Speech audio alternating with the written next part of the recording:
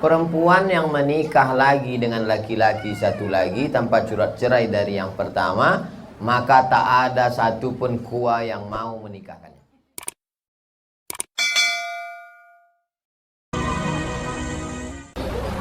Puisi buat UAS, jalan-jalan ke Asahan, singgah sebentar ke Batubara. Alhamdulillah dapat berjumpa dengan tak sesuai ini. Alhamdulillah dapat berjumpa dengan guru yang dirindukan. Semoga senantiasa sehat dan bahagia. Sesuai kan? Setelah hilang takut, hilang sedih, baru bahagia. Ini apa namanya ini? Tiba-tiba menulis kalimat yang sesuai dengan isi ceramah. Itu namanya firasat. Ittaqu firasatal mu'min fa innahu yanzuru binurillah. Takutlah kamu dengan firasat orang beriman, dia memandang dengan cahaya Allah. Ibu kalau bersih tulus memandang dengan cahaya Allah. Dulu guru saya di sekolah cerita begini. Ada seorang laki-laki, pesan dia ke bininya, kau kalau apapun yang kau buat ucapkan bismillah. Dia mau memasak, bismillah. Dia mau mencuci, bismillah. Dia mau memandikan anak, bismillah. Rupanya lakinya ini agak jahat sedikit. Cemana supaya biniku ini mati. Dia ambilnya ular berbisa, dimasukkannya dalam tempat beras. Maksudnya biar supaya pas bininya nanti mau masak, dipatuk ular mati, supaya dia bisa macam tahu aja. Nah, akhirnya dimasukkannya ular berbisa ke dalam tempat beras tadi.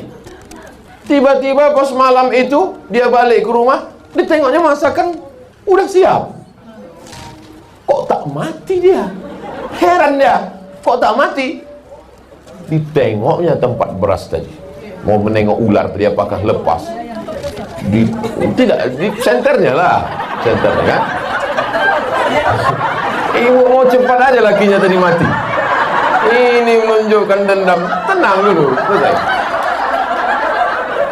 Begitu ditengoknya tempat beras tadi, tengoknya tempat beras, rupanya ular itu sudah berubah menjadi emas. Kenapa ular itu berubah menjadi emas? Semua kita mengucapkan bismillah. Kenapa berubah menjadi emas? Keikhlasan dan ketulusan. Berubah menjadi emas. Tobat si laki-laki, tak jadi dia mati, Bu. Saya tahu semua ibu menginginkan dia mati. Tapi ibu yang ikhlas tadi tak mau lakinya mati. Saya tahu ibu, solidaritas ibu kuat dengan dia tadi. Paham saya itu? Paham saya. Maka nanti sebelum memasak, tengok-tengok dulu tempat beras. Izin bertanya Pak Ustadz, saya pernah membaca istri yang durhaka tak dapat syafaat dari Rasulullah. Durhaka seperti apa yang dimaksud itu Pak Ustadz? Prinsipnya begini, baik sama suami, baik sama orang tua, la ta'ata li makhluqin fi ma'syiatil khaliq. Tak boleh taat kepada makhluk kalau maksiat kepada Allah. Jadi yang dimaksud durhaka pada suami, suami nyuruh sholat, dia tak mau. Suami nyuruh baca Quran, dia tak mau. Suami nyuruh berjilbab, tak mau. Kok kenapa tak berjilbab, dek? Alah abang, baru pengajian 2 kali online, mau jadi ustaz pula. Sambal abang pakai lado hijau nanti. Nah, itu bukan durhaka itu namanya suami istri duralek, lebih tinggi lagi dari itu. Di atas ini. Tak ada orang di Batam ini macam itu. Habis semua udah ditelan-telan ikan laut sana. Ya pula diaminkan. Biar jauh, Ustaz. Dah, insyaallah ibu semuanya solihah. Bagaimana perempuan yang tak cocok lagi dengan suaminya, lalu kemudian dia menikah tanpa surat cerai? Perempuan yang menikah lagi dengan laki-laki satu lagi tanpa surat cerai dari yang pertama, maka tak ada satupun kuah yang mau menikahkannya. Karena Pak Kuah pasti akan menanya judul lagunya, kau masih gadis atau sudah janda? Kalau dia gadis ada surat keterangan orang tuanya, kalau dia janda ada sertifikat cerai dari pengadilan. Kalau dia nikah siri, maka orang yang menikahkan siri itu bisa dipidanakan. Negara Kesatuan Republik Indonesia. Dia sudah tak ada kecocokan karena sudah tak serumah 3 tahun, maka namanya khulu. Pakai ain, khulu. Si perempuan ini menggugat ke pengadilan. Tapi katanya kalau perempuan menggugat bergoncang tiang aras Pak Ustadz. Kalau laki-laki itu soleh, laki-laki itu soleh, baik, digugatnya. Kugugat dia Pak Hakim. Kenapa kau gugat? Nggak maco, kampungan. Nah, itu bergoncang tiang aras. Tapi kalau laki-laki tadi tak ngasih nafkah, mau mukul sampai biru-biru, kan banyak perempuan sekarang biru-biru matanya.